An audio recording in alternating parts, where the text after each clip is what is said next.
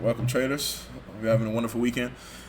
So today I'm gonna break down the trades I took in Euro on Friday using the ICT model that he put on YouTube. I'm gonna break it down how I used it and how I got out and all of the good stuff. So it's gonna be a full breakdown. A lot of games gonna be dropping this one. Now, first of all, we're gonna start on the 4-hour chart, right? We've had the market run up higher. This green line is the daily order block I was saying the market was gonna go to a couple days ago before it hit this level. I said it was gonna potentially go here, rebalance the daily chart, then we'll see what happens from there, right? And now we've seen it go here and reject as expected. As rejected, we've had all this going on, all this consolidation from this range to this range, right? We stayed within this range for a while, from here to here, right? I'm gonna draw it out just so you can see. So we've been in this range.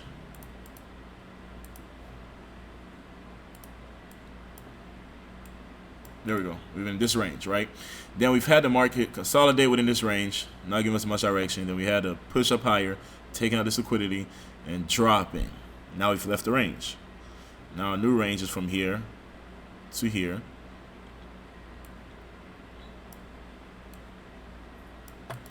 Now I want you to pay attention, right? What do we have right here, right?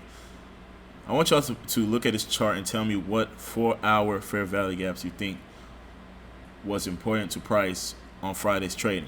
I'll give you like 5 seconds to kind of look at your chart and see if you can identify the 4-hour fair value gaps that are on this chart that were essential for the movement of price this Friday.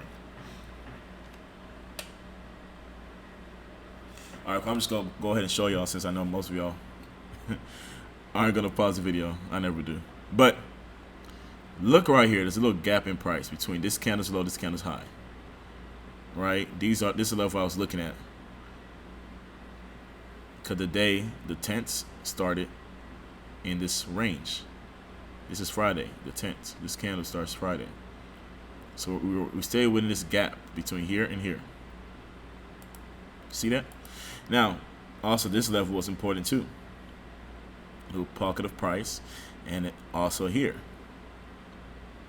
So I don't gotta look all the way far back to see levels of support and resistance. I just look at what's giving it to me price. Where's the pockets? Where are the areas in price where there's like a pocket, right? Where the market hasn't efficiently traded through. What do I mean by that? Like, for example, this little space between here. If you look at this gap between here, right? This little gap between this candle's high, this candle's low. We've seen the market create that gap, yes, but it's traded within the gap and then gone higher. It went buy side, and we've had the sell side delivery, then we took off.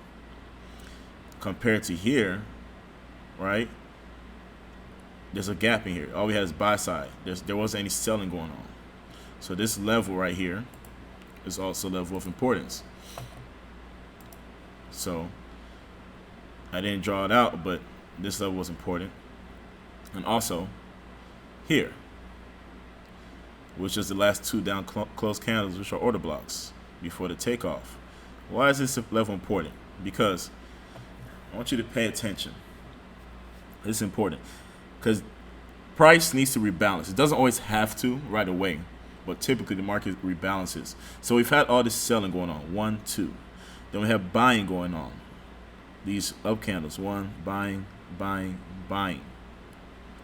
Right? So now it's left this range. The last selling happened right here. These last down close candles. We had a buying here, left this pocket of price with no selling. So when the market eventually starts coming down, you expect that to get covered. Right? So that's why here was important. And this was exactly where we hit. It went a little bit below it to cover up this gap. You see, right here. And that's where we stopped, magically. After it hit its targets. That's why I believe the market is really ran by an algorithm. No questions asked about it. So now we have that all out of the way. We have a 4-hour order block, 4-hour gap right here. We have this gap in price. We have this gap. And now we have all this out of the way. I want you to go to the 15-minute chart. But before I do that, quickly, I want you to notice how you can use the 4-hour, or you can use fair value gaps both for entries and targets, as you see in this video. Right here, I'll just show you a little bit of it. We use this gap for an entry, targeting one, it could have targeted here. Secondly, it could have targeted this gap. Now, it hit this level, I'm not gonna look for a buy just because it's rebounds this level. No, because the narrative is we're going lower. So I'm not gonna try to take any buys just because price has rebalanced. Even right in here, I'm not gonna look to take any buys going into Monday. I'll wait to see what price action gives me. So you gotta know the direction of price first. If you don't know the direction, all of these little gaps in price will mean nothing to you. So we have a gap. The market's going lower. So we can use this as a target, not to reverse positions, but as a target, and also this level as a target as well. Now let's go down to the 15-minute chart and see what we have over there. Now I want you to remember these levels right here that are in blue are the 4-hour fair value gaps. All right. So the 15-minute chart, I'll put a little makeup, as we call it, on the charts. Let's go right here. So now we have a 15-minute chart. This is where the day started. Correct. And we just see price drop. I think this was CPI right here. I want to say around 8:30ish. That's when the CPI came in and pushed the market. So now the question is, on this 15-minute chart, do you see any gaps in price where you could have used to enter the trade? Now, looking at a chart like this, it's not really much. You can't really see nothing. All right? I want to give y'all time to just look at this, analyze this 15-minute chart and see how it dropped. Was there any chance of entry? And where are the 15-minute fair value gaps? Right away, you probably see this one. But price didn't go up there to create a sell. It didn't. And then you can see this one right here. I don't believe this candle traded above here. Let me make sure. This candle's high was 1.06064. Okay, this one traded just a little bit above it. But this happened at 6 a.m. It wasn't within New York session, so I would have taken this trade. 7 a.m. is when 7 a.m. New York time is when New York session starts. So this is probably the only one you could have seen that would have given you something, but then it's outside of the kill zones. So the kill zones pretty much is the time. It's pretty much like London session and New York session. So it's outside of, a little bit outside of New York session. Now, I'm going to show y'all where you could have executed. You see that little gap right there. So tiny. But yet there's a gap there. Yes, price went above it. But then news dropped and pushed right below it. Right? Now make it make sense. I'll break this chart down. So let's go down. So now remember this area right here, this little gap in price. I want y'all to remember that. And remember this area is a 15-minute order block, right? Because we have a up close candle, then down close candle. So I want you to remember that as well. Let's go to the 5-minute chart. I'm just gonna hide this for the meantime. I'm just actually gonna delete it, not essential. So looking at the 5-minute chart, what did we see? It's London open. All this, the price is dropping. Then we get a push higher. So nothing else is really of any interest yet until we see some type of displacement. Without a displacement in price, there's no need to really enter a trade. So look at this displacement, right? We have this big move, boom, drop, right? This is the entry. This is what I teaches on his YouTube channel, right? Break of structure, because this is a swing point. The market broke it with aggression, the displacement, within the heart of London session. So it's within the kill zone, and we have the break of structure within a 4-hour fair value gap. And then we come back. Remember, this line was that 15-minute order block. So the 15-minute, by the way, is like your guide. If the 15-minute chart isn't talking to you, the lower time frames pretty much don't mean much.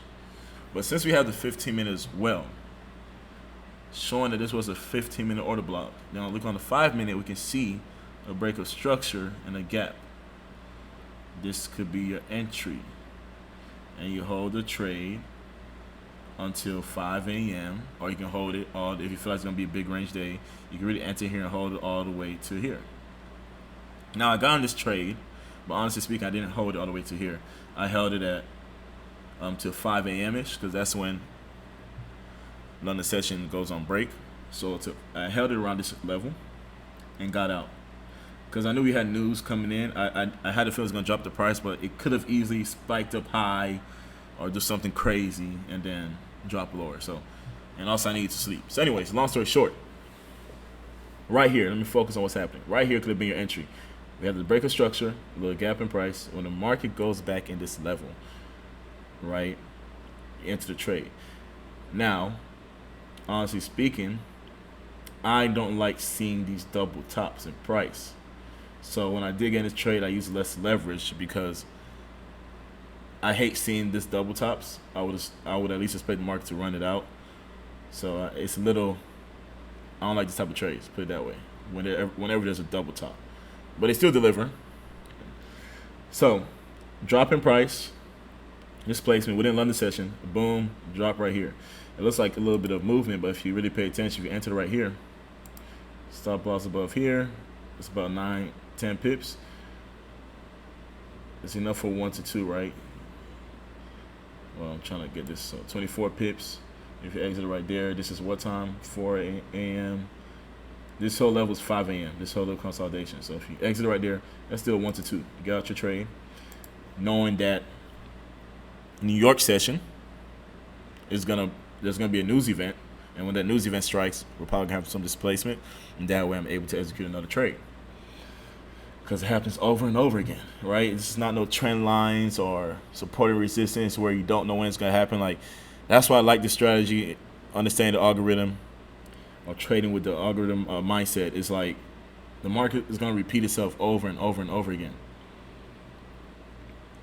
Coming into New York session, you know the same thing is probably gonna happen. So let's look at New York. Remember, we've created this 15-minute fair value gap. Remember this level. What do? We created a swing low. This is the CPI, inflation. The CPI came out, Consumer Price Index. We dropped, boom. Now, we still haven't hit our 4-hour order block. We've broken structure. Remember, this is also a 4-hour gap. So pay attention to these gaps too. That's why I highlighted that 4-hour fair value gap. We broke below it. This is the same model that ICT is teaching on for its free members on YouTube. Break of structure, fair value gap, entry right here, stop loss above here. This happened around the 4-hour fair value gap. So you see how everything from the higher time frame to the lower time frame has to pretty much get into one bundle, be in sync with each other. And that's when you get nice and easy trades. So I was also able to take this trade as the market. Remember, this is a 15-minute fair value gap. So it went above it, but the news had not been released yet. Then the news released and dropped right back below it, showing that it respected this 15-minute fair value gap. Now you go on the 5-minute. This is your entry.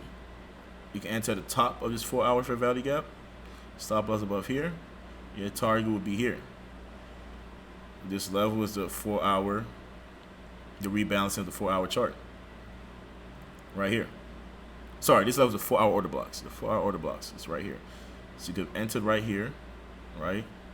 Stop loss here, target down here. So beautiful, beautiful trades. Now also, if you pay attention, right, this is one of the easy days in the market. Look at how many times the market gave you the same strategy or same break of structure and then a fair value gap and an entry. I mean, I'm just going to highlight them.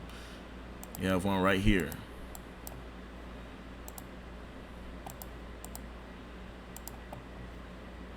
have a little one right here.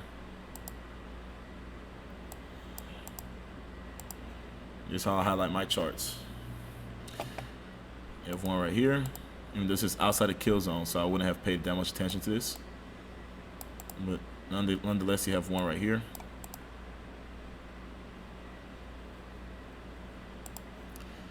Got another one in here.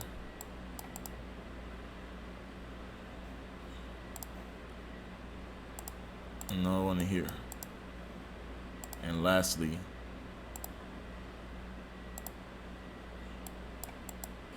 boom. So this is how I would log my charts. But like I said, these outside the kill zone, I'll probably let them go, right?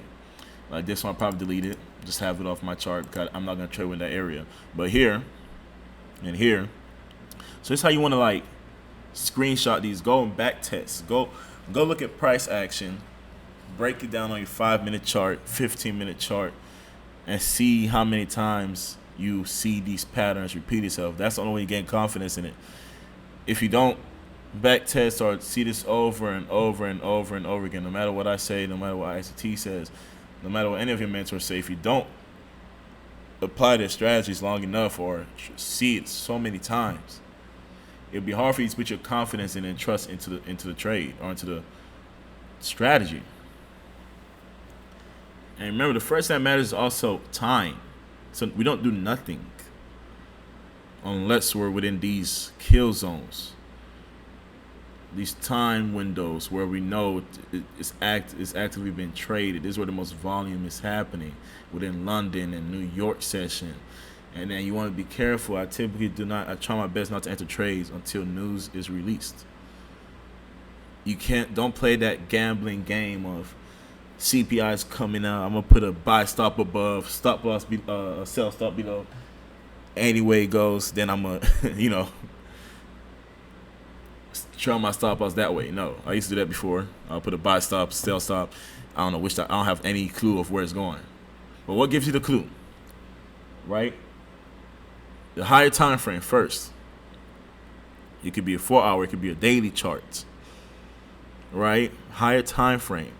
Then you go down to your 15-minute or your 1-hour chart. And then you can go down to your smaller time frames. If the 15-minute chart is talking to you, your 1-hour chart is talking to you, then you can look into your lower time frames. So don't get lost in just trying to trade the 1-minute chart, because I've been on that type of tailspin where I realized I try the 1-minute chart, then I start doing stuff on a 1-minute chart without looking at the 15-minute chart at minimum or 1-hour chart to see if this trade is even going to play out. Don't do that. Be patient enough. I'm an intraday trader. I feel like most people are, but even if you aren't. But if you are an intraday trader, I'll talk on this. Just because you can go on the 1 minute and see something, it's tempting to think that you can get a tighter stop loss or a tighter entry, or you're going to see the move forming before it actually forms. It's going to cause you a lot of pain. Just pay attention to the 15-minute chart, the 1-hour chart. Then you can go look on your little time frames to see if anything makes sense on there. Apart from that, there's nothing to trade. That's when it becomes all noise. So, like I said, I have PowerPoints where my charts are screenshot my chart like this, right? Where I have like pages on pages on the PowerPoint. That way I've seen it over and over and over and over and over and over again. So no one can tell me it doesn't happen again.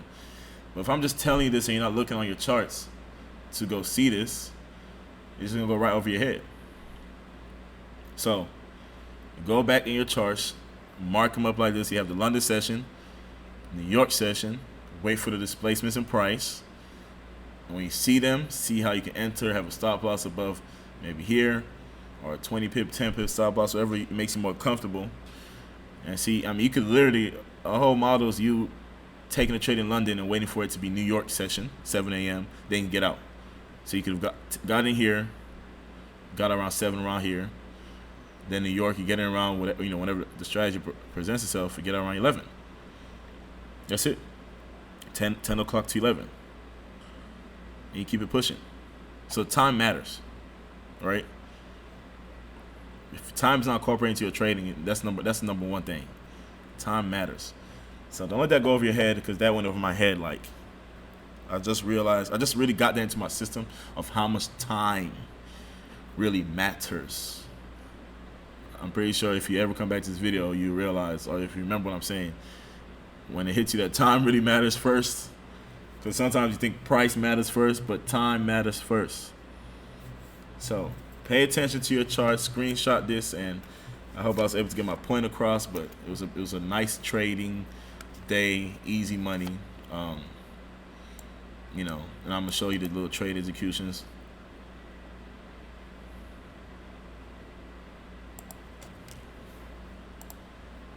Okay. So I took a sell in here. I ended up getting out of the sell with these two candles, but I also took a buy because I really was hoping the market was going to run above here. But I noticed quickly it wasn't.